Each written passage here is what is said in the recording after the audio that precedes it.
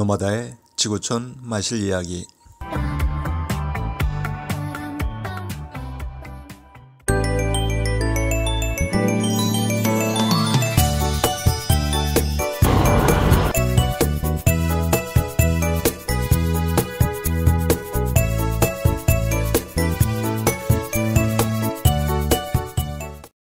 저는 주로 자동차와 미니벨로 브롬톤으로 여행을 합니다. 도시와 도시 간 이동은 자동차로, 시내와 외곽 라이딩은 브롬톤을 이용합니다. 브롬톤을 포장하기 위해서 빈치타 소프트 폴딩백을 사용했습니다. 하드 케이스는 자전거를 좀 더 안전하게 보호해 줄 수 있겠지만 자동차를 이용하는 제게는 소프트 폴딩백이 더 실용적이었습니다. 폴딩백 하단에는 바퀴가 있어 캐리어처럼 이동하기에 편리합니다. 자전거를 포장할 때는 모서리에 특히 신경을 썼습니다. 먼저 기역자 형태의 보강재로 모서리를 에워싼 다음 뽁뽁이라고 하는 에어쿠션으로 감쌌습니다. 이때 각종 의류와 신발 그리고 부식을 사이사이에 넣어 자전거 보호재로 사용했습니다. 그러면 자전거도 보호할 수 있고 수화물도 줄일 수 있습니다. 브롬톤의 무게는 11kg에서 14kg 정도, 수화물의 제한이 보통 23kg이니 10kg 가까이를 채울 수 있습니다. 이렇게 하면 수화물 비용을 절약할 수 있습니다. 수화물을 별도로 추가할 경우 비용이 꽤 발생합니다. 유럽은 자전거가 매우 생활화되어 있습니다. 단지 레저용이 아니라 일상생활 교통수단으로 많이 활용하죠. 네덜란드의 경우 자전거 수송 분담률이 40% 내외에 이를 정도니 자전거가 자동차보다 많습니다. 대부분의 도로에는 자전거 도로가 함께 설치되어 있습니다. 차도의 가장자리에 자전거 도로를 설치한 경우도 있고 차도와 분리되어 설치된 경우도 있습니다. 심지어는 차도와 차도 사이에 자전거 도로를 설치한 곳도 있습니다.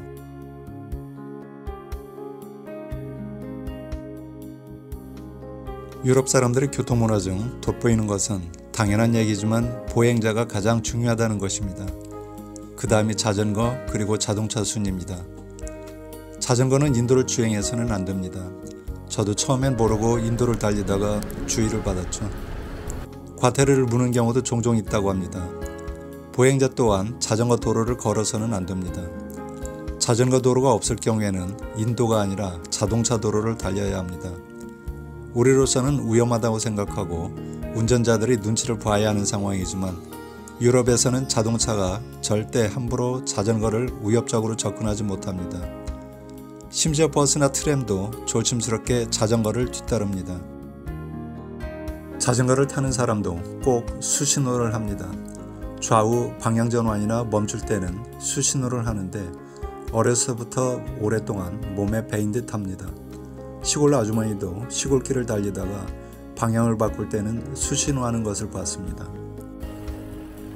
어려서부터 부모님으로부터 안전하게 자전거 타는 방법을 익혀 몸에 배인 듯 합니다.